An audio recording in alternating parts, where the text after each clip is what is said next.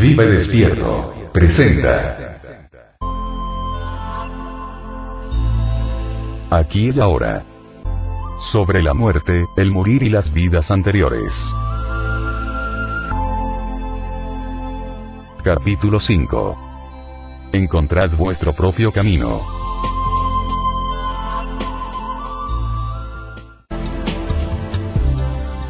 Un amigo ha preguntado: has dicho que no hay verdad mayor que la muerte. También has dicho alguna vez que aquello que llamamos muerte no existe. ¿Cuál de las dos afirmaciones es verdadera? Ambas son verdaderas. Cuando digo que no hay verdad mayor que la muerte, estoy haciéndoos ver que el fenómeno de la muerte es una realidad enorme en esta vida, en lo que llamamos vida y en lo que entendemos por vida. En términos de nuestra personalidad, que consiste en lo que yo describo como el yo, esta personalidad morirá. Lo que llamamos vida morirá también. La muerte es inevitable. Sin duda, vosotros moriréis y yo moriré, y esta vida también se destruirá, quedará reducida a polvo, borrada. Cuando digo que no hay verdad mayor que la muerte, quiero recordaros el hecho de que todos vamos a morir. Y cuando digo que la muerte es completamente falsa, quiero recordaros que dentro de este yo, dentro de vosotros, hay alguien que no morirá nunca. Y también hay una vida que es diferente de lo que vosotros creéis que es la vida, una vida sin muerte. Ambas cosas son verdaderas a la vez. Si suponéis que solo una de ellas es verdadera, no seréis capaces de comprender toda la verdad. Si alguien dice que la sombra es una realidad, que la oscuridad es una realidad, tiene razón. La oscuridad existe, y también existe la sombra. Y si otra persona dice que la oscuridad no existe, también tiene razón. Lo que dice es que la oscuridad no tiene una existencia positiva. Si os pido que me traigáis un par de sacos de oscuridad, no seríais capaces de hacerlo. Una habitación está llena de oscuridad, pero si os piden que saquéis de ella la oscuridad, no seréis capaces de hacerlo. O si yo os digo: si allí hay oscuridad, haced el favor de traérmela, no podréis hacerlo. ¿Por qué? Porque la oscuridad tiene una existencia negativa. La oscuridad es, simplemente, la ausencia de luz.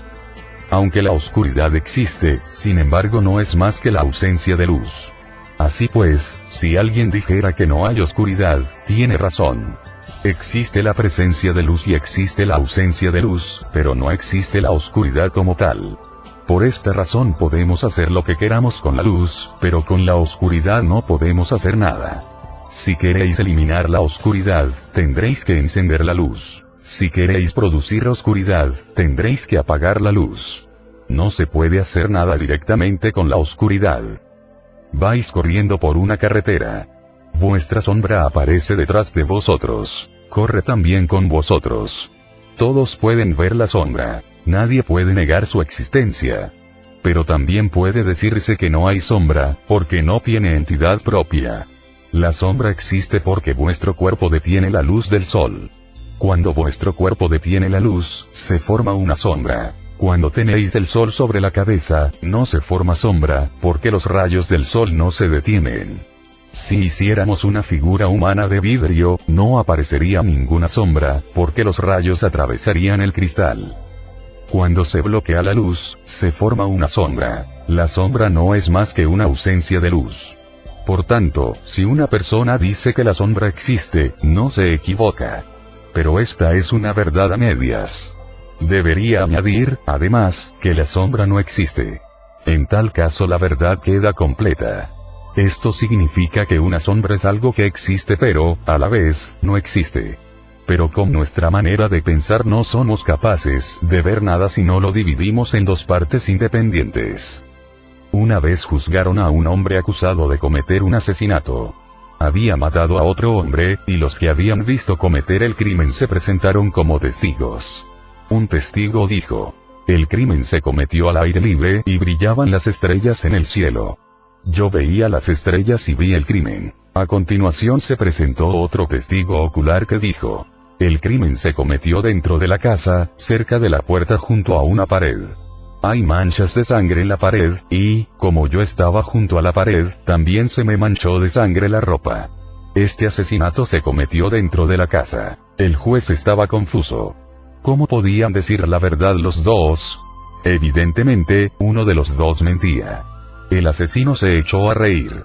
El juez le preguntó de qué se reía. El asesino dijo: le diré que ambos tienen razón. La casa estaba a medio construir, todavía no se había levantado el tejado. Se veían las estrellas. El asesinato se cometió a cielo abierto, pero cerca de la puerta, junto a la pared que está manchada de sangre. La casa estaba casi terminada, habían construido las paredes, solo faltaba el tejado. De modo que ambos tienen razón. La vida es tan complicada que hasta las cosas que parecen contradictorias resultan verdaderas. La vida es muy compleja. La vida no es como creemos, contiene muchas contradicciones, es muy vasta. En cierto sentido, la muerte es la mayor de las verdades, pues el modo en que vivimos tendrá fin. Moriremos, dejando de ser como somos, y el marco que hemos creado también será destruido. Aquellos a los que consideramos como todo nuestro mundo, nuestra esposa o marido, nuestro hijo, nuestro padre, nuestro amigo, morirán también. Pero, al mismo tiempo, la muerte es una falsedad, porque hay algo que reside dentro del hijo que no es el hijo, y que no morirá nunca. Hay algo que reside dentro del padre que no es el padre, y que no morirá nunca. El padre morirá, por supuesto, pero dentro de él hay algo más que el padre, más allá de la relación familiar, que no muere. El cuerpo morirá, pero hay algo dentro del cuerpo que no muere nunca. Ambas cosas son verdaderas a la vez. Así pues, es preciso tener presentes ambas cosas para comprender la naturaleza de la muerte. Otro amigo ha preguntado: las cosas que queremos suprimir, tales como las cadenas de la fe ciega o de la superstición, quedan confirmadas todavía más en tus charlas. Según lo que dices, parece ser que hay vida tras la muerte, que hay dioses y fantasmas, que existe la transmigración del alma. En ese caso, será difícil librarse de las supersticiones. ¿No se reforzarán todavía más? Es preciso comprender dos cosas en este sentido. La primera, que si algo se toma como superstición sin estudiarlo e investigarlo debidamente, ello equivale a crear una superstición todavía mayor. Es muestra de una mentalidad altamente supersticiosa.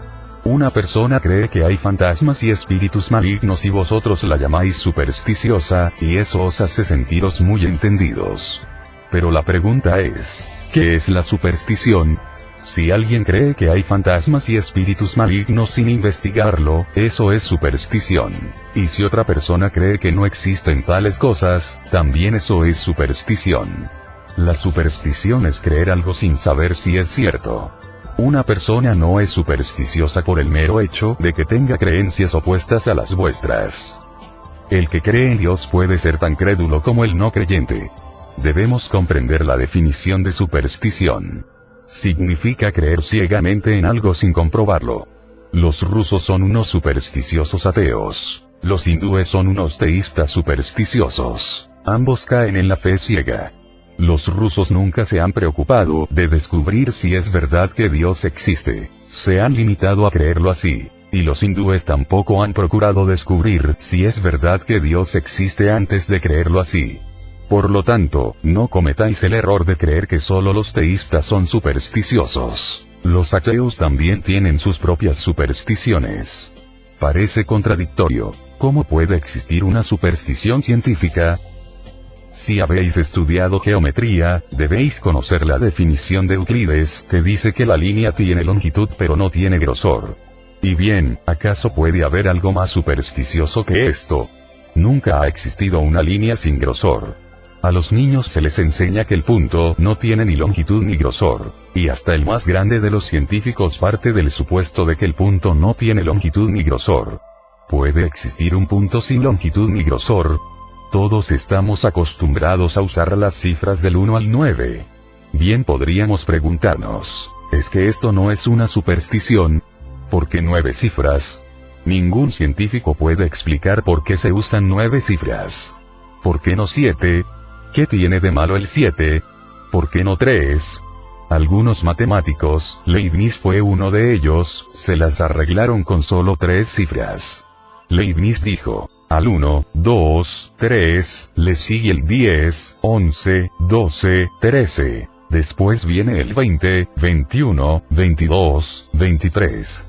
Así era su sistema de numeración. Se manejaba muy bien con él, y desafió a los que no estaban de acuerdo con él a que demostrasen que estaba equivocado. Puso en tela de juicio la necesidad de 9 cifras.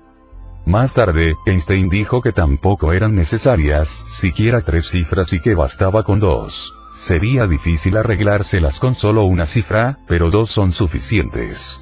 La necesidad de 9 cifras en las matemáticas es una superstición científica. Pero el matemático tampoco está dispuesto a renunciar a ella. Dice, ¿cómo podemos trabajar con menos de 9 cifras? Así pues, esto no es más que una creencia, no tiene más significado que esto. Desde un punto de vista científico, creemos que son verdad centenares de cosas que, en realidad, son supersticiones.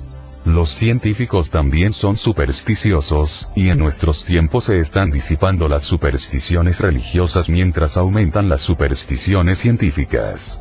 La diferencia entre las dos consiste, simplemente, en que si preguntáis a una persona religiosa cómo llegó a conocer la existencia de Dios, os dirá que está escrito en el Gita, mientras que si le preguntáis cómo llegó a saber que la aritmética funciona con 9 cifras, os dirá que está escrito en el libro de tal o cual matemático.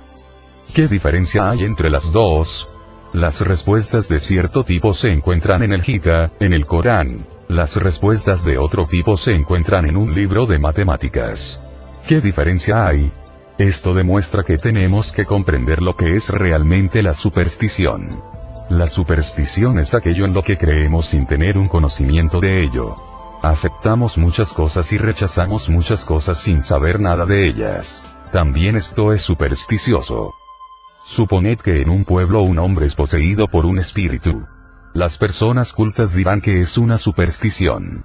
Supongamos que las personas sin cultura son supersticiosas. Ya las hemos tachado de supersticiosas porque estas personas sencillas, como son incultas, son incapaces de presentar ningún argumento que apoye su creencia. Así, todas las personas cultas del pueblo sostienen que el cuento de que este hombre está poseído por un espíritu es falso. Pero no saben que en una universidad como la de Harvard, en los Estados Unidos, hay un departamento en que se llevan a cabo investigaciones sobre los espíritus y los fantasmas.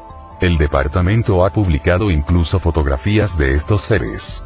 No tienen ni idea de que en la actualidad algunos científicos muy respetados realizan serias investigaciones sobre los fantasmas y los espíritus, y han obtenido tales resultados que más tarde o más temprano llegarán a darse cuenta de que eran ellos, los hombres cultos, los que eran supersticiosos, y de que si bien aquellos a los que llamaban supersticiosos no sabían nada de aquello en lo que creían, lo que decían era verdad. Si leéis a John o a Oliver Lodge, os sorprenderéis. Oliver Lodge fue un científico que recibió el premio Nobel. A lo largo de toda su vida hizo investigaciones sobre los fantasmas y los espíritus. Antes de morir dejó escrito un documento en el que decía: todas las verdades de la ciencia que he descubierto no son, ni mucho menos, tan verdaderas como los fantasmas y los espíritus. Pero no tenemos conocimiento de ellos porque los supersticiosos cultos no se preocupan de enterarse de los descubrimientos que se producen en el mundo.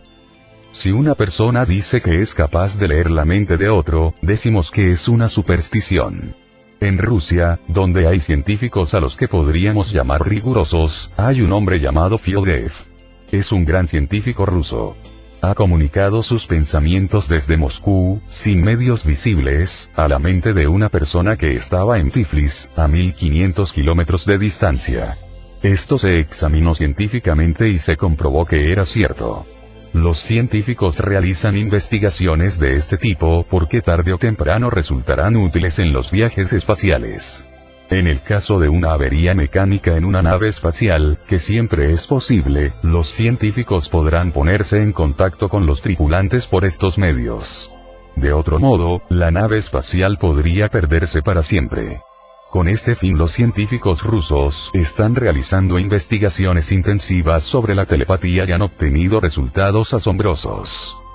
Fiodev realizó sus investigaciones con la colaboración de un amigo suyo. Su amigo estaba en Tiflis, a 1500 kilómetros, y se había escondido tras un arbusto, en un parque, provisto de un aparato de radio, y Fiodev y él estaban en contacto. Al cabo de cierto tiempo, el amigo informó a Fiodef de que había llegado un hombre que se había sentado en el banco número 10. Pidió a Fiodef que enviara a aquel hombre el mensaje de que se durmiera en 3 minutos. El hombre estaba plenamente despierto, estaba fumando y tarareando a solas. Fiodef empezó a enviarle sugerencias, tal como hago yo. Te estás relajando, te estás relajando. A una distancia de 1500 kilómetros. Fiodef le envió intensamente durante 3 minutos esta sugerencia: duérmete, duérmete. Al cabo de 3 minutos exactamente, el hombre que estaba sentado en el banco se quedó dormido y se le cayó el cigarrillo de las manos. Pero podía tratarse de una coincidencia. Era posible que el hombre que se había sentado en el banco estuviera cansado y se hubiera quedado dormido. De manera que el amigo dijo a Fiodef que el hombre se había quedado dormido, en efecto, pero que podía tratarse de una coincidencia, así que pidió a Fiodef que lo despertase exactamente 7 minutos más tarde. Fiodef envió a aquel hombre sugerencias de que se despertase, y exactamente 7 minutos más tarde el hombre abrió los ojos y se levantó. El hombre del banco era un desconocido, no tenía idea de lo que estaba pasando, y el amigo de Fiodef lo abordó y le preguntó si había sentido algo raro. Sí, dijo el hombre, desde luego que sí. Estoy muy extrañado. Había venido aquí para esperar a una persona, y de pronto sentí que mi cuerpo estaba a punto de quedarse dormido. Perdí el control y me quedé dormido. Y después tuve una fuerte sensación de que alguien me decía: levántate, levántate. Levántate dentro de 7 minutos. No entiendo nada. El hombre no tenía la menor idea de lo que había sucedido. La comunicación del pensamiento sin ningún medio visible se ha convertido en una realidad científica, pero una persona culta lo llamaría superstición. Es posible que un enfermo sea curado desde una ciudad distante. No es demasiado difícil. También es posible curar una mordedura de serpiente desde miles de kilómetros de distancia. No tiene gran dificultad. Pero hay muchos tipos diferentes de supersticiones. Y recordad que la superstición de la persona culta siempre es más peligrosa que la de la persona inculta, porque la persona culta no considera que su superstición sea una superstición. Para ella, es una consecuencia a la que ha llegado después de mucha reflexión. Este amigo nos dice ahora que tenemos que romper las cadenas de la superstición. Aseguraos primero de que existen cadenas, de lo contrario podéis romper también los brazos y las piernas a alguien. Solo se pueden romper cadenas cuando hay tales cadenas. Y si no hay ninguna, debéis aseguraos también de que lo que tomáis por una cadena que debe romperse no resulta ser un adorno que tendréis que reconstruir. Todas estas cosas deben estudiarse con mucho cuidado. Yo estoy en contra de la superstición por completo. Deben suprimirse las supersticiones de todo tipo.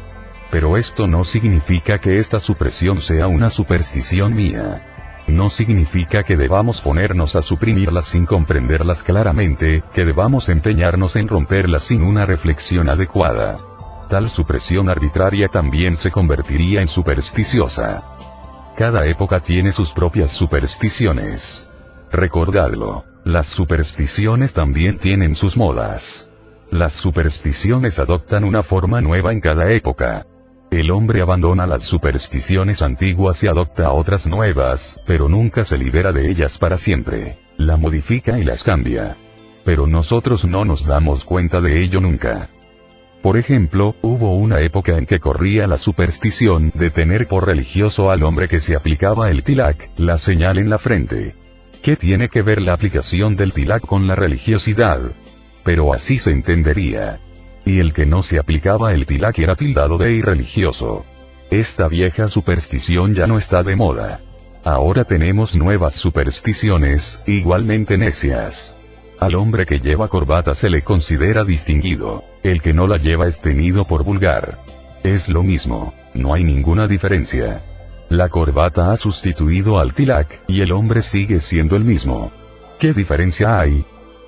La corbata no es mejor que el tilak. Quizás sea peor todavía, pues al menos la aplicación del tilak tenía un significado. La corbata no tiene significado alguno en este país, aunque quizás lo tenga en algún otro país. La corbata es útil en los países fríos, pues sirve para proteger la garganta del frío. En esos países, el hombre que no puede protegerse del frío la garganta debe de ser pobre, evidentemente.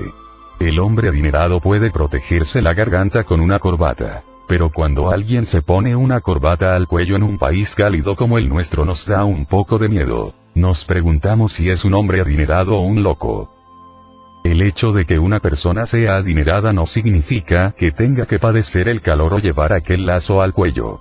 La corbata es un lazo. La corbata es un nudo corredizo. Llevarla en algún país frío tiene sentido, pero llevarla en un país cálido no tiene el menor sentido. A pesar de lo cual, el hombre que tiene cierto concepto de su dignidad, el magistrado, el abogado, el político, sale con su lazo al cuello. Y estas mismas personas tachan de supersticiosos a los que llevan el tilak. Bien podríamos preguntarles, ¿acaso no es también una superstición llevar corbata?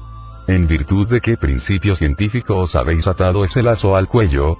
Pero la corbata es aceptable porque es una superstición de esta época, y el tilak es inaceptable porque es una superstición de otra época.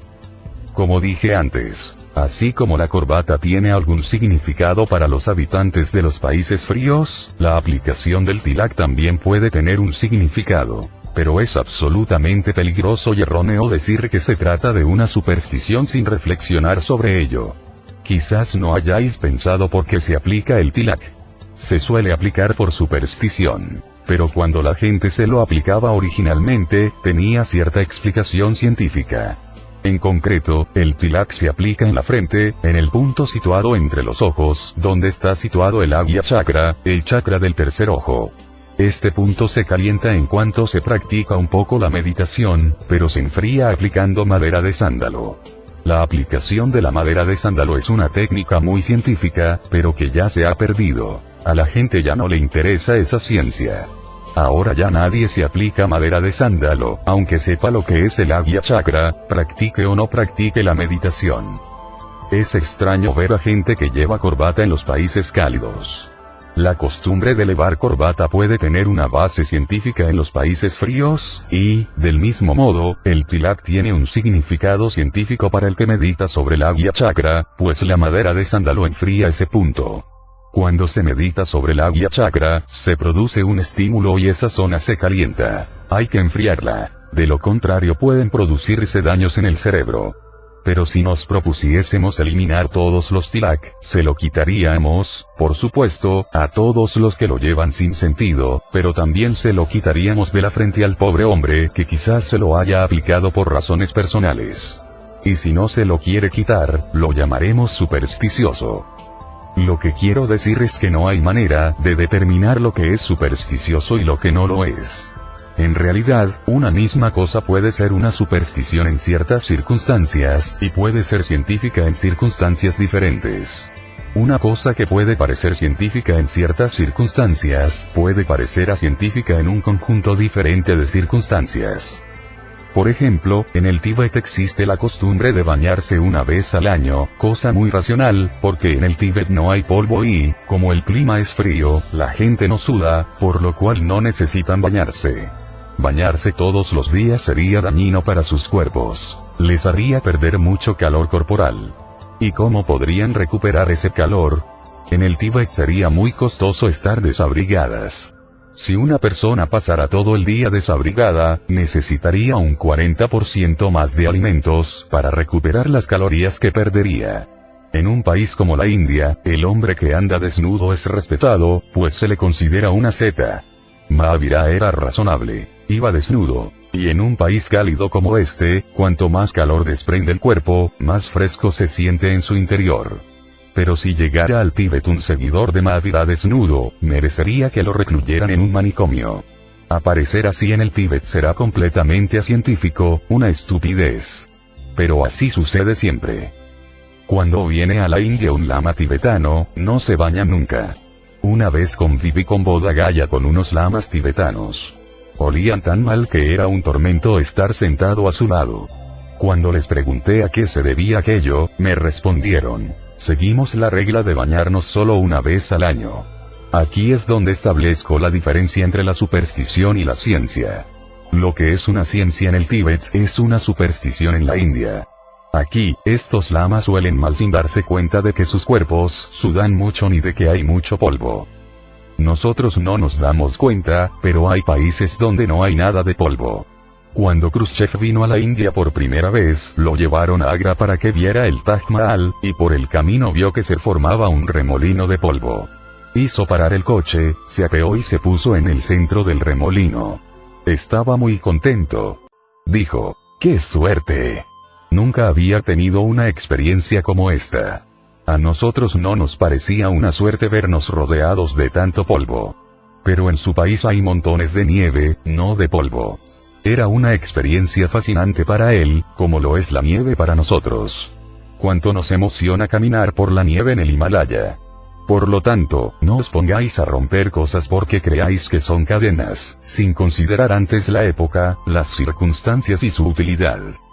La mentalidad científica es la que siempre titubea. La persona que tiene mentalidad científica nunca toma una decisión precipitada diciéndose, esto es correcto y aquello es erróneo. Siempre se dice, es posible que esto sea correcto, pero voy a investigar todavía más. Aún al final de sus investigaciones no toma una decisión afirmando con certeza, de acuerdo, esto es erróneo, vamos a suprimirlo. La vida es tan misteriosa que no podemos afirmar nada de una manera tan definitiva. Lo único que podemos decir es, de momento conocemos hasta aquí, y a la luz de estos conocimientos parece que tal y tal cosa es errónea. Eso es todo. La persona con actitud científica dirá, a la luz de la información de que disponemos hasta el momento, hoy no parece que tal y tal cosa sea correcta. Pero, con una nueva información, puede parecer correcta mañana. Esta persona no toma nunca una decisión precipitada sobre lo que es correcto y lo que es erróneo. Siempre sigue investigando con mentalidad inquisitiva y humilde. Mantener una superstición produce agrado, y también produce agrado quebrantarla. Lo agradable de mantener una superstición es que nos ahorra el trabajo de pensar, creemos lo que creen todos los demás. Ni siquiera queremos preguntarnos la explicación ni por qué es así. ¿Por qué molestarnos? Nos limitamos a seguir a la multitud. Tener supersticiones es cómodo. Y también hay personas que se dedican a quebrantar las supersticiones. También eso es muy cómodo. La persona que quebranta las supersticiones da la impresión de ser racional sin serlo verdaderamente. No es fácil ser racionales. Para ver las cosas racionalmente hay que poner en tensión todos los nervios. El hombre estudia tan detenidamente las cosas que le resulta difícil hacer afirmaciones categóricas. Dirá, en tales circunstancias es válido no bañarse en el Tíbet, mientras que en tales otras circunstancias es una superstición absoluta no bañarse en la India. La persona que piensa racionalmente hablará de este modo. Por otra parte, el reformista social no se preocupa de lo que dice, se preocupa de suprimir cosas, quiere suprimir ciertas cosas. Yo le digo, adelante, suprimí. Hay muchas cosas que deben ser suprimidas, pero lo primero que hay que suprimir, sin embargo, es la irreflexión.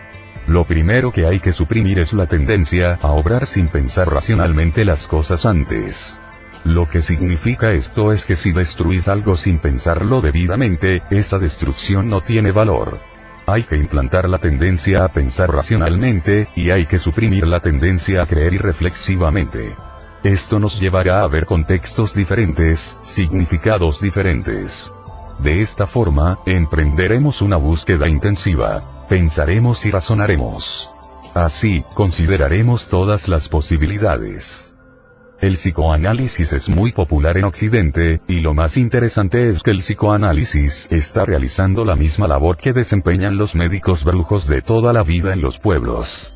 Actualmente existe en Francia una secta activa fundada por Cuvier, se basa en los mismos principios del médico brujo, con la diferencia de que Cuvier es un científico y utiliza terminología científica. Por lo demás, todo es lo mismo, no hay diferencia alguna.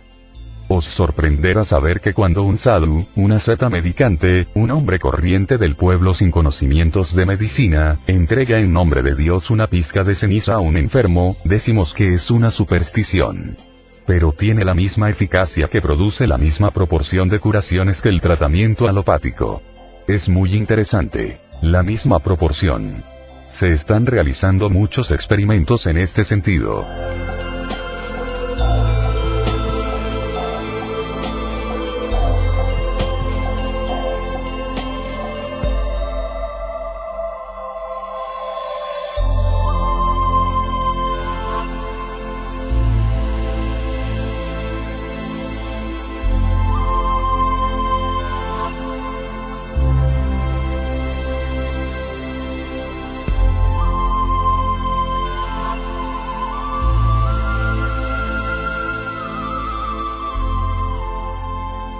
En un hospital de Londres se realizó un experimento único.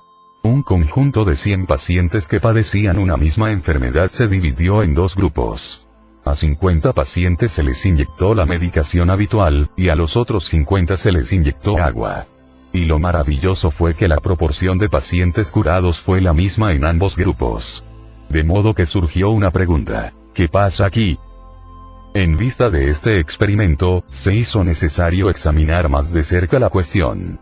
Y lo que quedó claro fue que la idea, la sensación de que se está recibiendo un medicamento, tiene un efecto más poderoso que el medicamento mismo. Además, ni siquiera el medicamento, la administración del medicamento mismo, tiene tanto efecto como la idea de lo caro que es el medicamento y de la fama que tiene el médico.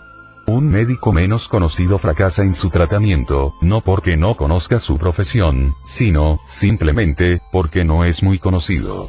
El médico famoso impresiona inmediatamente al paciente.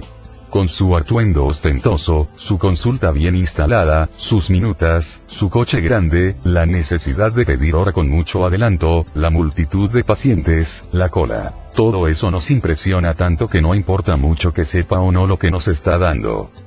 La verdad es que para ser un buen médico no hace falta tener grandes conocimientos de medicina. Lo que hace falta es tener excelentes conocimientos del arte de la publicidad. La cuestión es lo mejor o peor que el médico se sepa anunciar. Lo que arroja beneficios es la publicidad, no la medicina. Hace poco se publicaron unas estadísticas médicas según las cuales en Francia hay unos 80.000 médicos y unos 160.000 curanderos.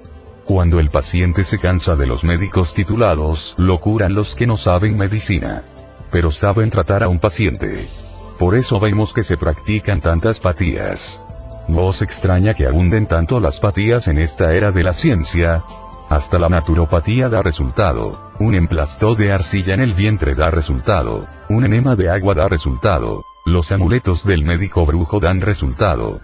Hasta la homeopatía, que no consiste más que en pequeñas píldoras de azúcar, da resultado. Todo ello da resultado, como la alopatía. Por eso surge la pregunta: ¿cómo se cura el paciente? Si un curandero de aldea receta un poco de polvo y cura a sus pacientes, tendremos que pensar con cuidado. Tendremos que preocuparnos de si conviene o no romper estas supersticiones. El hombre que lleva un estetoscopio al cuello y que tiene un coche grande también es capaz de curar a sus pacientes por métodos científicos. Pero aquí también interviene una magia, la magia del coche, del estetoscopio. Yo conozco a un curandero. No tiene ningún título universitario, pero ha curado a muchos pacientes que yo le he enviado, pacientes que habían sido desahuciados por otros médicos. Es listo. Tiene una notable comprensión de la naturaleza humana. En realidad, así es como llega uno a ser médico titulado. Cuando uno visita su clínica para recibir un tratamiento, él realiza el diagnóstico de tal modo que al paciente le desaparece la mitad de la enfermedad mientras el médico le diagnostica. Es un médico extremadamente hábil. Intimida a todos los demás médicos. Tiene una sala de consultas grande, imponente y de aspecto serio, con una gran mesa en la que hace tenderse al paciente. Sobre el pecho del paciente cuelga una cosa parecida a un estetoscopio. Este artilugio está conectado a dos tubos transparentes llenos de agua coloreada. Cuando aplica al pecho del paciente el artilugio semejante a un estetoscopio, los latidos del corazón hacen saltar el agua del tubo. El paciente ve saltar el agua y se convence de que se encuentra en presencia de un gran médico. Nunca había visto a un médico como este. Lo que utiliza es una especie de estetoscopio, aunque no se lo aplica a los oídos. Observa la subida y la bajada del agua en los tubos, y esto convence al paciente de que este no es un médico corriente. ¿Sabes por qué los médicos alopáticos escriben las recetas con una letra tan ilegible? El motivo es que si fueseis capaces de leerlas, descubrirías que son una cosa tan corriente que podrías comprarla incluso en el mercado. Por eso, la receta se escribe intencionalmente de tal modo que vosotros no podéis leerla. En concreto, si presentaseis de nuevo esa misma receta al médico, no sería capaz de entender lo que había escrito él mismo. Otra cosa interesante es que los nombres de todas las medicinas tienen que estar escritos en latín y en griego. El motivo es sencillo. Si tuviera que escribir en inglés, en indio en gujarati, jamás le pagarías 10 o 15 rupias por una inyección. Sabrías que no era más que una decocción de semillas de alcarabia. Todos estos son trucos mágicos. Es lo mismo que el pueblerino que administra a sus pacientes una pizca de ceniza. Pero tampoco esto sería eficaz si tuviera el aspecto de persona corriente. Pero si va vestido con una túnica ocre, tendrá mayor efecto. Y si el hombre tiene fama de honrado, de virtuoso, de amable y de sincero, la pizca de ceniza tendrá mucho más efecto. Si se sabe que no pide dinero, que ni siquiera toca nunca el dinero, entonces la ceniza tendrá un efecto electrizante. Así pues, lo que tiene un efecto no es la ceniza, son los demás factores que intervienen. Hay que estudiar con cuidado si se debe seguir permitiendo que se practiquen estas curaciones. Pues si se prohíben estas curaciones, será preciso encontrar otras, igualmente falsas, para que las sustituyan. El proceso no tiene fin. Es necesario hacer que la persona piense racionalmente para que no se provoque enfermedades falsas a sí mismo. Mientras sigan contrayéndose enfermedades falsas, seguirán apareciendo médicos falsos. Si elimináis los antiguos métodos falsos, aparecerán otros nuevos. Y si elimináis estos, nacerán otros. Existen tantos tipos de tratamiento en el mundo que no hay manera de decidir cuál es el correcto. Todos afirman que son útiles para curar las enfermedades. Y sus afirmaciones son válidas. Curan las enfermedades, en efecto. Cuanto más ahondamos en el psiquismo humano, más claro queda que la enfermedad está en alguna parte de la mente humana. Mientras la enfermedad se encuentre en la mente humana, seguirán existiendo también los tratamientos falsos. Por esta razón, a mí no me preocupa tanto eliminar los tratamientos falsos. Me preocupa más poner fin a la enfermedad en la mente humana. Si desaparece la enfermedad en la mente humana, si se despierta la conciencia del hombre, si éste se vuelve juicioso, no estará rodeado de problemas molestos. Si vais a recoger la ceniza, no es porque en un pueblo haya un hombre que la reparte.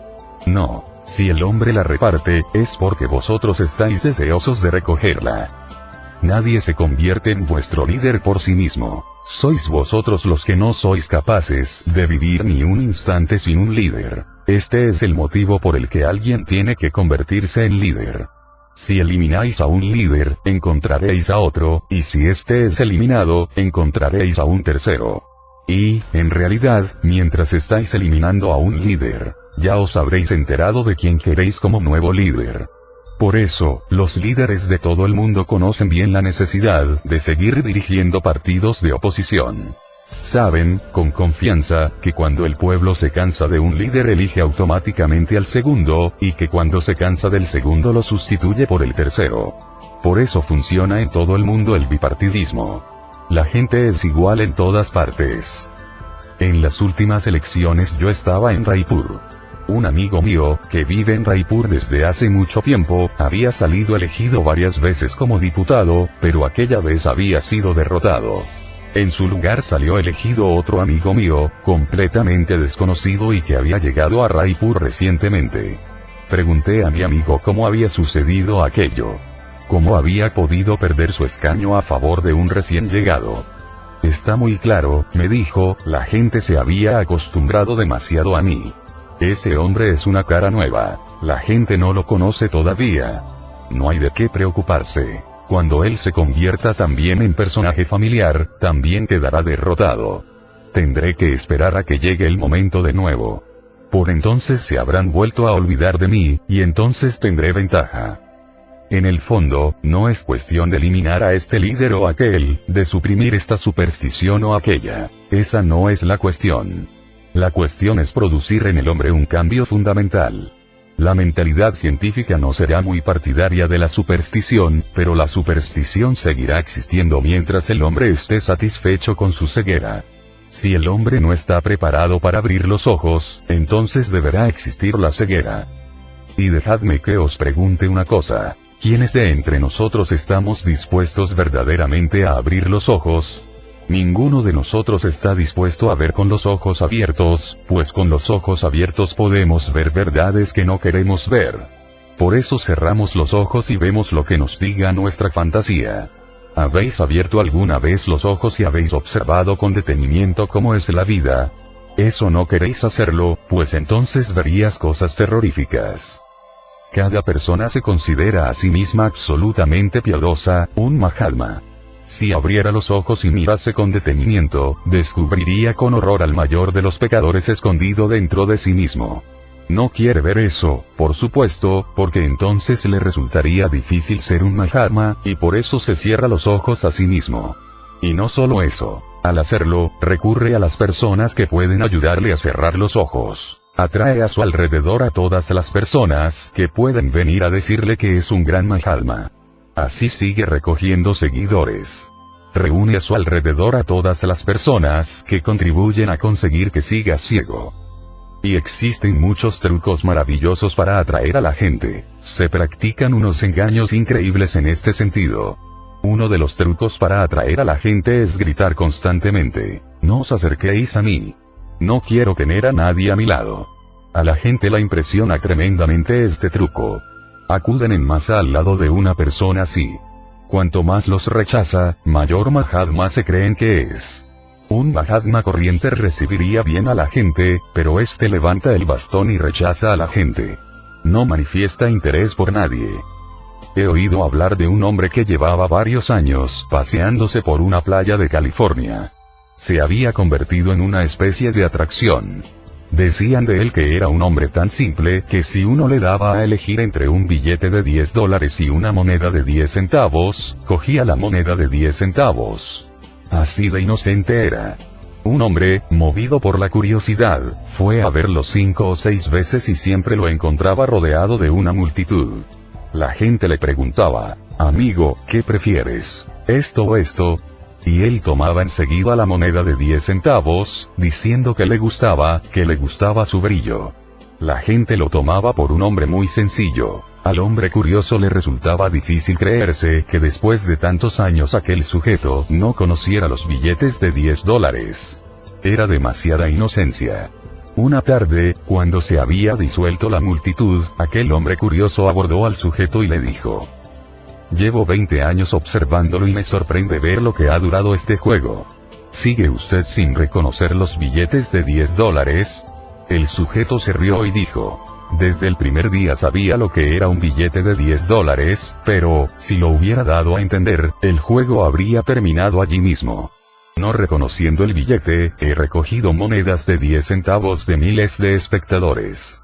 Si reconozco un billete, será el único billete que llegaría a mis manos. Esa gente no me daría ningún billete más. De modo que, si quiero ganar dinero de verdad, debo despreciar la riqueza, y los billetes se irán acumulando por sí mismo. Entiendo bien toda la operación. Mi trabajo marcha bien. Algunos días recojo hasta $500 de la gente. El juego seguirá adelante con toda seguridad. Al que llaman Mahatma conoce también el valor del dinero, aunque si le hablamos de dinero, dirá que ni siquiera lo toca nunca. Pero su discípulo, que está a su lado, recoge las ofrendas y las guarda en la caja fuerte, porque el Mahatma no toca nunca el dinero. ¿Qué se puede hacer si una persona quiere seguir ciega? ¿Quién será tan tonta de hacer algo al respecto? El personaje de la playa no tiene la culpa de la malicia. Los que producen la malicia son los que lo abordan. El pobre sujeto tiene que representar su farsa por la malicia de ellos. Os diré una cosa, si no lo hubiera hecho él, otro habría hecho lo mismo. Y la gente es tonta. Siempre que puedan, seguirán haciendo lo que hicieron con aquel sujeto. Quieren que alguien les quite el dinero. Por este motivo, se seguirán representando esas farsas. Solo podrá dárseles fin cuando empecemos a destruir la tontería del ser humano. Así pues, no os preocupéis demasiado de romper las cadenas de la superstición, pues si la persona que lleva la cadena sigue siendo la misma, se forjará otras. No es capaz de vivir sin cadenas. Las personas de este tipo crearán cadenas nuevas. Todas las religiones aspiran a romper estas cadenas, y cada religión crea una cadena nueva. El mundo ha visto muchas religiones nuevas. Todas ellas se establecieron para introducir reformas. Todas ellas proclamaron su intención de erradicar todas las supersticiones establecidas, pero, mientras se suprimen las supersticiones, en realidad no se suprime nada. Naturalmente, los que están hartos de las supersticiones antiguas las sustituyen por otras nuevas y se quedan muy contentos, pues tienen la impresión de que han producido un cambio. En realidad, la persona inteligente nunca se aferra a nada, ni siquiera a ninguna creencia, ni mucho menos a una superstición. Vive inteligentemente, no se agarra a nada. Nunca crea ninguna cadena, porque sabe que la vida en libertad produce una alegría inmensa. No os creéis vosotros ninguna cadena. De modo que la verdadera cuestión es despertar en cada individuo la conciencia suficiente para que produzca en él el deseo de ser libre, de volverse inteligente, de volverse autorrealizado, de llenarse de conciencia. Si se pudiera reducir la tendencia a vivir ciegamente, a convertirse en seguidor, en sectario, en creyentes en alguien, todas las supersticiones se desmoronarían. Pero en ese caso no sucedería que se derrumbaría una superstición mientras sobrevivía otra. Se derrumbarían todas, desaparecerían todas a la vez. De otro modo, durarían para siempre. Lo que debemos entender es que no se consigue nada con un simple cambio de ropas. Que cada uno lleve la ropa que prefiera. Si alguien quiere llevar ropas de color ocre, que las lleve. ¿Por qué impedírselo? Si alguien quiere llevar ropas negras, que las lleve. Lo que hay que advertir es que un cambio de ropa no equivale a un cambio de vida. Cuando nos hemos dado cuenta de esto, ya no tenemos necesidad de cambiar de ropa, pues la persona que nos haga cambiar de ropa la sustituirá inmediatamente por ropa de otro tipo. Un sannyasín, vestido con ropas de color ocre, fue a visitar a Gandhi y le dijo que sus ideas lo habían impresionado mucho y que también él quería servir a la patria. Lo que le respondió Gandhi fue muy significativo. Le dijo: está bien, pero en primer lugar tienes que renunciar a tus ropas ocres, porque serían un obstáculo para tu labor.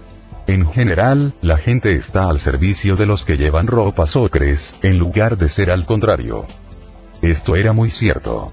Pero cuando Gandhi le hizo renunciar a las ropas ocres, le recomendó a continuación que se pusiera ropas de khadi, de algodón hilado en casa. Ahora, los que llevan ropas de khadi hacen cosas que antes no hacían ni siquiera los que llevaban ropas ocres. ¿Qué es lo que ha cambiado? Ahora, los que llevan ropas de khadi aceptan que los demás estén a su servicio. Las pobres gentes que llevaban las ropas ocres no aceptaron nunca tanto servicio por parte de los demás como el que aceptan ahora los que llevan las ropas de khadi. De modo que el khadi ha resultado muy costoso para este país.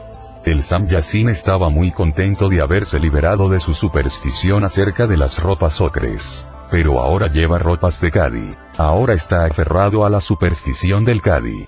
¿Qué diferencia hay? La verdadera cuestión no es hacer que la gente deje una cosa y obligarla a tomar otra.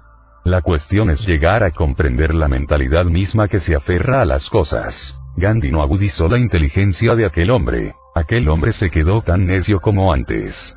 No le hizo más que cambiar de topa, y el hombre se quedó muy contento con eso. ¿Pero qué había cambiado? Así han sido siempre las cosas. En los últimos 5000 años la historia de la humanidad ha sido muy desdichada. En el intento de derribar unas supersticiones no cambiamos nunca al hombre. Nos limitamos a eliminar la superstición, pero el hombre crea a continuación una superstición nueva.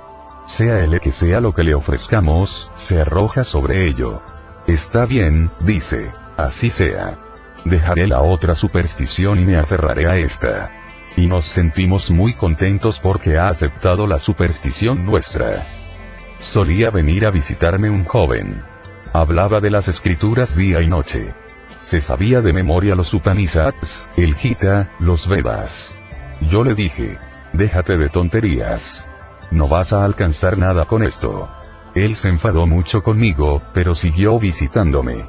La persona que se enfada mucho con nosotros nunca deja de visitarnos, pues el enfado también estrecha los lazos personales. Estaba enfadado conmigo, sin duda, pero seguía viniendo. Pasó el tiempo, siguió escuchando mis palabras, y algo lo conmovió. Un día se acercó a mí y dijo: he hecho un paquete con el Gita, los Upanishads y los Vedas y los he tirado todos a un pozo. ¿Cuánto te he dicho yo que los tirases? Le pregunté. Tenía que vaciar mi estante para hacer sitio para tus libros, dijo él. Ahora estoy plenamente de acuerdo con tus libros. Pero esto ha hecho más difíciles las cosas, dije yo. No ha cambiado nada. Lo único que te decía yo era que no estuvieses de acuerdo con ningún libro. Nunca te he pedido que tirases aquellos libros y que te aferrases a los míos. ¿Qué es lo que ha cambiado? Los que llaman gurús se ponen muy contentos cuando la gente comparte las supersticiones que ellos proponen. Así es como, aunque sigan cambiando las supersticiones, el hombre sigue siendo supersticioso. De modo que yo dije al joven que tirase mis libros al mismo pozo. ¿Cómo es posible? Me dijo él. Me aseguró que no era capaz de hacer tal cosa. Así que yo le dije: entonces, todo se ha quedado como estaba.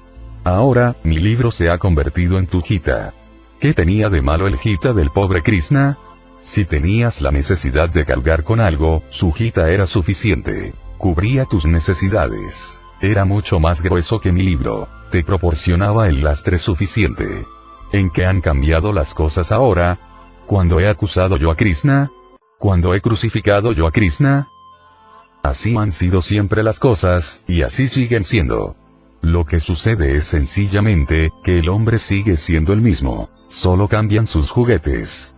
Sí, si alguien adopta mi juguete, eso es bueno. Me encanta que alguien haya adoptado por fin mis ideas. Mi ego se satisface al ver que alguien ha empezado a creer por fin en mí más que en Krishna. Pero así no se cambia a la humanidad. Esto no puede beneficiar nunca a la humanidad. Lo que debe preocuparnos es el modo de romper, desde dentro, esta mentalidad humana que se aferra a las cosas. ¿Cómo puede superar el hombre su ceguera? Yo hago esta sugerencia a nuestro amigo: no te propongas eliminar las supersticiones. Por el contrario, cambia la mentalidad supersticiosa. Cambia esa mente que engendra la superstición, para que puedan hacer un hombre nuevo. Pero es una labor ardua. Requiere mucho esfuerzo. No es tarea fácil. Es preciso mantener una actitud muy científica para llevarla a cabo. No os apresuréis tanto en negar la existencia de los fantasmas y de los malos espíritus. Son mucho más reales que vosotros. No hay ninguna falsedad en su existencia, pero tendréis que estudiarlo. Y suele suceder que los que tienen miedo a los fantasmas empiezan también a dudar de su existencia. Eso dicen, y no porque se hayan vuelto muy entendidos. El único motivo es la satisfacción de sus deseos. No quieren que existan los fantasmas, porque si existen los fantasmas es difícil pasear por los callejones oscuros. Por eso se repiten en voz alta: los fantasmas no existen. De ningún modo. Son supersticiones. Vamos a suprimir las supersticiones. Lo que están diciendo es que les dan mucho miedo los fantasmas. Si de verdad existieran los fantasmas, estos causarían muchos problemas, de modo que no deben existir. Esto es lo que desean. Una mentalidad como esta nunca conseguirá que los fantasmas no existan. Si los fantasmas existen, es que existen. Que lo creamos o no, no cambia las cosas. Lo que existe, existe, y es mejor que lo investiguemos, pues lo que existe está relacionado con nosotros de una manera o de otra. Es lógico que así sea. Por eso, es más apropiado comprenderlos, reconocerlos, y encontrar maneras de ponerse en contacto con ellos, descubrir el modo de relacionarse con ellos. No es cosa fácil. El espacio vacío que veis entre vosotros y otra persona no está necesariamente vacío. Allí puede haber alguien. Quizás no lo veáis. Eso es otra cuestión. Pero la idea de que allí podría haber alguien puede asustarnos. Por eso no dejamos espacios vacíos. Por eso nos acercamos los unos a los otros. Siempre tenemos miedo a los espacios vacíos. Por eso llenamos nuestra habitación de muebles, de calendarios, de imágenes de dioses y diosas, de cualquier cosa. Los espacios vacíos, las casas vacías, nos asustan. Los llenamos de personas, de muebles, para que no quede ningún espacio vacío. Aún así, queda mucho espacio vacío que no está vacío del todo. Y tiene su ciencia propia. Si alguien quiere trabajar en este sentido, puede hacerlo. Se puede trabajar sistemáticamente sobre este tema. Es una ciencia independiente. Tiene sus leyes y sus métodos propios, pero no digáis nunca que estas cosas existen o que no existen, antes de haber empezado a trabajar en este tema. Es mejor dejar pendiente vuestra decisión, aplazar vuestras conclusiones de momento. Decid, simplemente, que no lo sabéis. Si a una persona con mentalidad científica se le pregunta si existen o no los fantasmas, una respuesta característica suya sería la siguiente: no lo sé, pues todavía no lo he estudiado. Tampoco he mirado todavía dentro de mí siquiera. ¿Cómo puedo descubrir si existen o no los fantasmas? Ni siquiera soy capaz de encontrarme a mí mismo. Por lo tanto, no os apresuréis a responder sí o no. El que ofrece una respuesta rápida es supersticioso. Seguid pensando, seguid buscando. En realidad, la persona inteligente responde con muchos titubeos.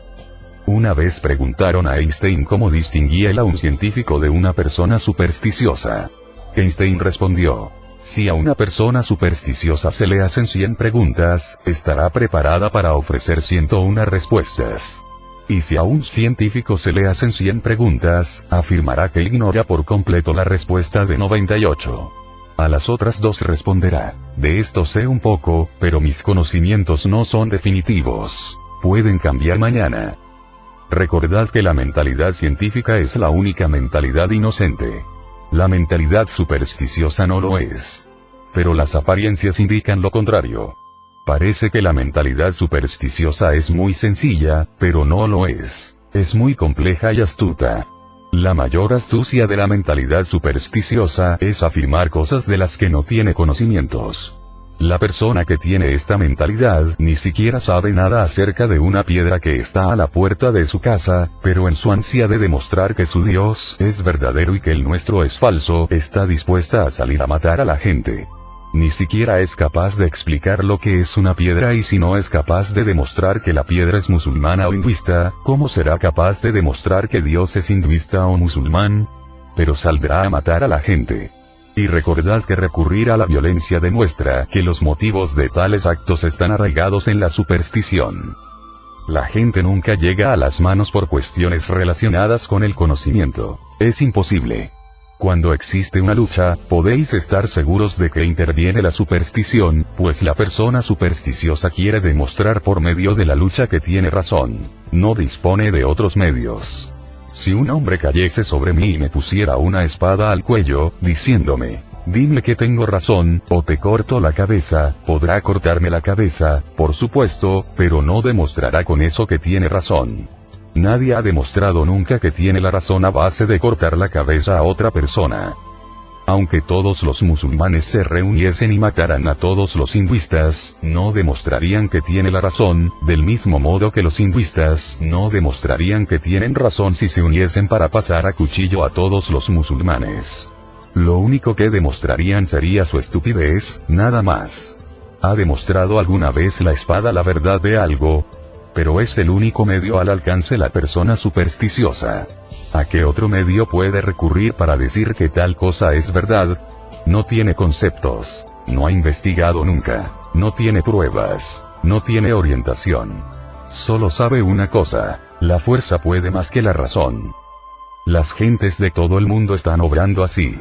No estoy diciendo que solo sean los líderes religiosos los que estén realizando tales actos de violencia. Los políticos hacen lo mismo. La razón en la disputa entre Rusia y los Estados Unidos se determinará soltando bombas de hidrógeno. Está claro, no hay otro medio. Es exactamente el mismo tipo de estupidez. ¿Es este el modo de determinar cuál de los dos tiene razón? ¿Cómo se puede determinar si Marx tiene la razón o no? ¿Será por medio de la espada? ¿O soltando la bomba de hidrógeno? ¿Cómo será? Tendrá que determinarse por medio del pensamiento, pero el hombre todavía no tiene libertad para pensar, sigue cegado por la superstición. Recordad, pues, que lo que yo considero importante no es romper las cadenas. Lo que considero importante es eliminar la mentalidad supersticiosa que crea esas cadenas. Si se mantiene esa mentalidad, entonces por muchas cadenas que rompáis ella creará otras nuevas. Y recordad que las nuevas ataduras son mucho más atractivas, más agradables, más dignas de aferrarse a ellas. Y recordad también otra cosa, la cadena nueva siempre es más fuerte que la antigua, porque nuestro conocimiento del modo de forjar cadenas también se ha desarrollado más, ha avanzado más. Suelo pensar que los que se dedican a eliminar las supersticiones no consiguen más que proporcionar supersticiones mucho más resistentes, que sustituyen a las viejas y gastadas. No hacen más que esto. Lo que hay que descartar es la mentalidad supersticiosa, de lo contrario esta seguirá engendrando supersticiones. Volveos racionales y haced que los demás se vuelvan también racionales. Ser racionales significa pensar, buscar, investigar. No habléis hasta que tengáis la experiencia adecuada, y aun entonces estad dispuestos a reconocer que vuestra experiencia no tiene por qué ser necesariamente correcta. La gente puede tener experiencias diferentes mañana. Es posible, incluso, que vosotros tengáis que vivir experiencias diferentes, y no es seguro que la que tuvisteis no fuera una alucinación. Así pues, mientras esa experiencia no se haya verificado con docenas de experiencias, es mejor que no digáis nada al respecto. Por eso, los científicos realizan un experimento, lo repiten 1000 veces, hacen que otras 1000 personas lo repitan, y solo entonces llegan a alguna conclusión. E incluso entonces no terminan de llegar a una conclusión definitiva. El que quiere llegar a una conclusión con prisas no es capaz de pensar. La persona que tiene prisa por llegar a una conclusión definitiva se llena inevitablemente de superstición. Y todos tenemos mucha prisa. Un amigo nos ha preguntado todo lo que busca el conjunto de la humanidad sin haber sido capaz de encontrarlo. Nos ha preguntado, ¿existe Dios? ¿Qué es el Jivatman, el alma individual? ¿Dónde está el moksha? ¿Quién creó el cielo? ¿Existe el infierno? ¿Por qué ha aparecido el hombre sobre la tierra? ¿Cuál es el objetivo de la vida?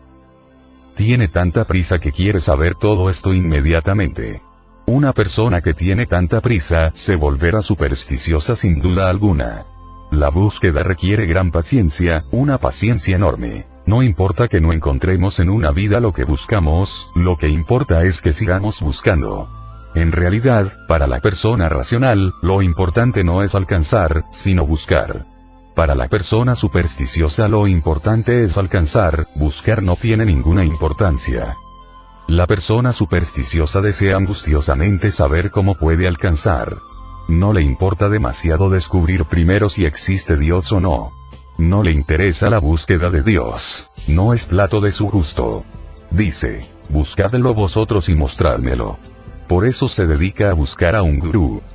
El que se dedica a buscar a un gurú tiene muchas probabilidades de acabar volviéndose supersticioso. No parará hasta que acabe así. En realidad, buscar a un gurú equivale a decir, tú has encontrado algo, ahora te rogamos que nos lo enseñes. Como ya lo has encontrado tú, ¿para qué vamos a buscarlo nosotros? Nos inclinamos a tus pies. Te rogamos que nos entregues lo que has alcanzado.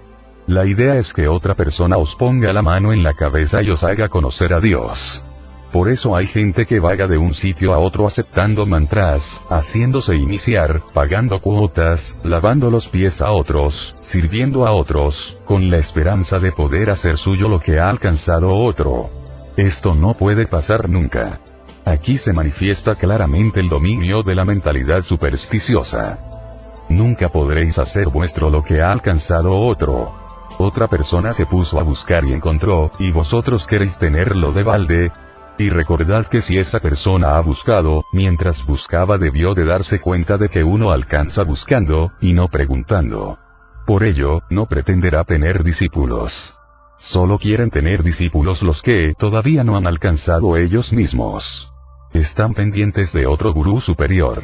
Hay una larga serie de gurús, cada uno de los cuales espera sacar algo del anterior. Muchos gurús han muerto ya, pero hay personas que siguen pendientes de ellos con la esperanza de que les darán algo. Hay una larga cadena de gurús, que se remonta miles y a millones de años, y todos están pendientes los unos de los otros con la esperanza de que alguien les dé algo. Este es el sello de la mentalidad supersticiosa, la característica de la mentalidad inquisitiva, la señal de una mente reflexiva, es que se dice a sí misma, si existe Dios, lo buscaré. Si consigo encontrarlo, será por mis propios méritos, por derecho propio. Si lo encuentro alguna vez, será por mi dedicación de toda una vida, por mi sacrificio, por mi meditación. Será fruto de mi propio esfuerzo. Recordadlo, si alguien ofrece a Dios de balde, la persona que piensa racionalmente lo rechazará. Se dirá, no está bien aceptar algo que no es fruto de mi propio esfuerzo. Lo he de alcanzar por mi propio esfuerzo. Y tened en cuenta que existen algunas cosas que solo se pueden alcanzar por el propio esfuerzo. Dios no es algo que se venda en el mercado, una mercancía que se encuentra en cualquier parte. La verdad no es un artículo que se venda en unos grandes almacenes, donde cualquiera puede ir a comprarla. Pero sí hay abiertas tiendas de este tipo. Hay tiendas, hay bazares, que tienen expuesto un letrero que dice, aquí se encuentra la verdad auténtica. Hasta la verdad puede ser auténtica o falsa. En cada una de estas tiendas hay un letrero que dice, aquí vive el auténtico maestro. Todos los demás que viven en otras partes son imitaciones. Esta es la única tienda auténtica. Compren aquí. Permítanos que les brindemos nuestros servicios. Y en cuanto hayáis entrado en una de estas tiendas, el propietario se empeñará en no dejaros marchar. Todos estos daños son obra de la mentalidad supersticiosa. Me gustaría deciros, confiad en lo que buscáis, no en lo que pedía a otros. No alcanzaréis la divinidad pidiendo a otros, sino conociendo. Tampoco os creáis nunca lo que dicen los demás. Alguien la puede haber alcanzado, siempre es posible, por supuesto. Por ello, tampoco seáis incrédulos. También eso es superstición. No seáis ni crédulos ni incrédulos. Si se presenta alguien ante vosotros diciendo que ha alcanzado la divinidad, decidle, enhorabuena. Dios ha sido muy compasivo contigo al permitirte encontrarlo. Pero te ruego que no me lo enseñes. Déjame que lo encuentre yo también, de lo contrario seguiré estando cojo. Si os llevan hasta un destino donde otro ha llegado andando antes que vosotros, llegaréis cojos. Los pies se fortalecen andando. Llegar a un destino no es tan importante. Lo verdaderamente importante es que el viajero se fortalece en el camino. Alcanzar algo no tiene tanta importancia como la transformación del que lo ha alcanzado. Dios, el conocimiento o el moksha no son cosas prefabricadas. Son el fruto de la ofrenda de nuestra vida, de una vida de esfuerzo y de sadhana. Es como la flor definitiva que llega por sí misma. Pero si vais al mercado solo encontraréis flores de plástico. Duran más tiempo. Solo hay que quitarles el polvo. Duran más tiempo y engañan. ¿Pero a quién engañan? Las flores de plástico pueden engañar a los demás. Pueden engañar a los que pasan por la calle. Los transeúntes pueden creerse que tenéis flores de verdad en la ventana, pero vosotros no podéis engañaros, pues las habéis comprado vosotros mismos. Para tener flores de verdad hay que sembrar las semillas, hay que dedicar un esfuerzo, hay que cuidar las plantas. Después, las flores salen por sí mismas. Nadie las trae. La experiencia de lo definitivo es como la flor. Nuestro sadhana es como la planta. Si cuidamos la planta, la flor llegará por sí misma. Pero nosotros tenemos prisa. Decimos, déjate de plantas. Basta con que nos des la flor. Algunas veces, cuando los niños tienen un examen en la escuela, no resuelven el problema de aritmética. Se limitan a copiar la solución que leen en las últimas páginas del libro de aritmética. Aunque la respuesta que escriben es absolutamente correcta, está totalmente equivocada. ¿Cómo puede ser correcta la respuesta de una persona que no ha seguido el método? Su respuesta es absolutamente correcta, han escrito 5, y los que han seguido el método también han escrito 5. Pero ¿veis la diferencia entre la respuesta de los que han seguido el método y la de los que la han copiado del libro? ¿Y qué diferencia hay si la han copiado del Gita o del Corán? Aunque la respuesta que dan ambos grupos es la misma, no es la misma. Existe una diferencia fundamental. La verdadera cuestión no en encontrar la respuesta. La verdadera cuestión no es encontrar el 5. La verdadera cuestión es aprender el modo de encontrar esa respuesta. Y el que ha copiado de las últimas páginas del libro no ha aprendido esto. No ha aprendido aritmética, solo ha encontrado la respuesta. Si habéis aprendido algo en alguna parte, si habéis recibido algo de alguien, si habéis oído algo a alguien y os habéis aferrado a ello, entonces se trata de un Dios copiado del libro. Entonces es un Dios inerte, muerto, inútil, inservible, sin vida. Una religión cobra vida viviéndola, no copiando las respuestas de algún libro. Pero todos somos ladrones. Reñimos a los niños pequeños y les advertimos que no deben robar. El maestro también deja claro que sus alumnos no deben copiar las respuestas de las últimas páginas del libro, que no deben robar en alguna parte las respuestas. Pero si se preguntase si todas sus propias respuestas eran robadas o no, le parecería que también sus respuestas eran robadas. Aquel al que llaman gurú es un ladrón, el discípulo es un ladrón, el maestro es un ladrón. Todas las respuestas de la vida son robadas. Nadie puede encontrar la paz ni la felicidad a base de respuestas robadas. La felicidad se alcanza siguiendo el proceso a través del cual brotan desde dentro las flores de las respuestas. No pueden pedirse prestadas.